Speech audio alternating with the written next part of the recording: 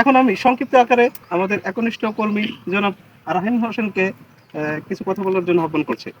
আসসালামু আলাইকুম। মানবিক ডটজনের পক্ষ থেকে আপনাদের সবাইকে আন্তরিক শুভেচ্ছা ও স্বাগত।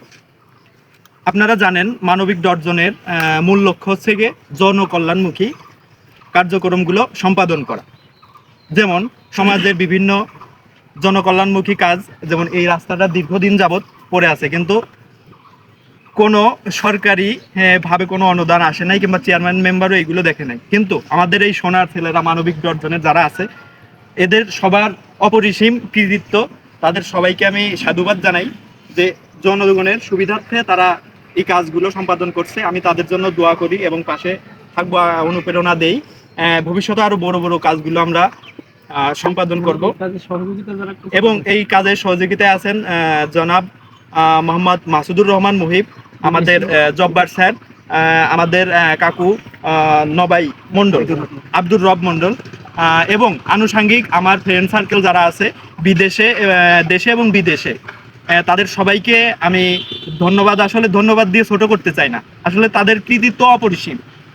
আমাদের সংগঠনকে এভাবে আগায় নিতে এবং জনকল্যাণমুখী কার্যক্রমে সহযোগিতা করতে তাদেরকে আমি আহ্বান জানাই। আপনারা অন্তরস্থ আমাদের সর্বোপরি সকল কাজে আমাদের সাথে থাকবেন এবং আমাদের বিভিন্ন শুধু অর্থই নয়, আমাদের বিভিন্ন কায়িক শ্রম কিংবা পরামর্শ দিয়ে কিন্তু আপনারা আমাদের সঙ্গে শরিক হইতে পারেন। যেমন আমাদের মাদক নির্মূল, যেমন আমাদের এই ছেলেপেলেগুলো আছে, এদের যদি আমরা সঙ্গে রাখি এবং মানবিক ভাবে এদের বুঝ দেই, যেমন রাসূলুল্লাহ পাক সাল্লাল্লাহু আলাইহি সাল্লাম একটি মানবিক সংগঠন করেছিলেন। সংগঠনের নাম ছিল হিজবুল ফুতুহ কিংবা শান্তি সংঘ।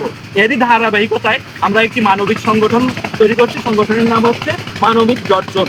এর মূল লক্ষ্য হচ্ছে গিয়ে সমাজকে বিভিন্ন জনকল্যাণমুখী কার্যক্রম এবং সমাজকে মাদক নির্মূল করা, সমাজ থেকে মাদক নির্মূল করা। এরই ধারাবাহিকতায় সবাইকে নিয়ে আজকে সমবেত হয়েছি। প্রথম কাজ উদ্বোধন করা হলো আলহামদুলিল্লাহ খুব বড় আকারে।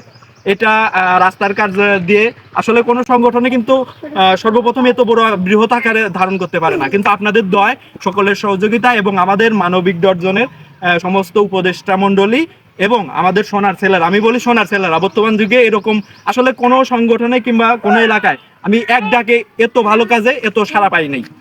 এদের আসলেই আমি ধন্যবাদ দিয়ে ছোট করব না। এরা সকলেই আমাদের পাশে আছে। আমি আহ্বান জানাবো আমাদের পাশে তারা এভাবেই থাকবে এবং মানবিক কাজে আমাদের সঙ্গে শরিক হবে। ধন্যবাদ সবাইকে।